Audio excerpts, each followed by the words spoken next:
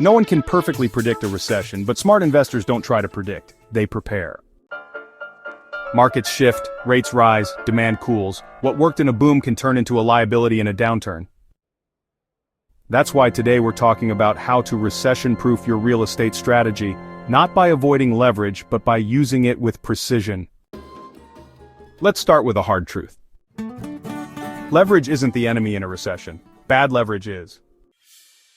Borrowing too much, taking on high-interest debt with no exit plan, assuming appreciation will bail you out, that's what breaks portfolios. But leverage, used the right way, is what keeps you liquid, flexible, and in position to act when others freeze. So how do you do it, right? First, structure conservatively. In boom cycles, investors push LTVs to the limit, but in a tightening market, that's dangerous. We advise targeting 65 to 70% of the asset's realistic value, not a projected one. That gives you margin, it gives you flexibility, and it gives you options if the market turns mid-deal. Second, underwrite your worst case, not your best case.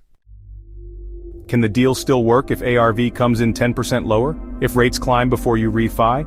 If your hold time runs 60 days longer than expected? If your strategy can't absorb a delay or a dip, you're not positioned to last. Third, avoid locking yourself into the wrong loan for the wrong timeline. Too many investors grab the first available terms without thinking through the full cycle. If you're flipping, you don't want prepayment penalties. If you're holding long-term, you don't want bridge debt that matures before you stabilize. And in every case, you want to avoid variable interest with no cap. That's exposure, and it adds up fast when the market turns. Now let's talk about speed. Some assume that being conservative means being slow. It doesn't. Private lending, when done right, gives you the agility to act fast without sacrificing structure. It's not about cutting corners, it's about working with lenders who understand the asset, see the upside, and can fund based on the deal, not a 45-day bank process.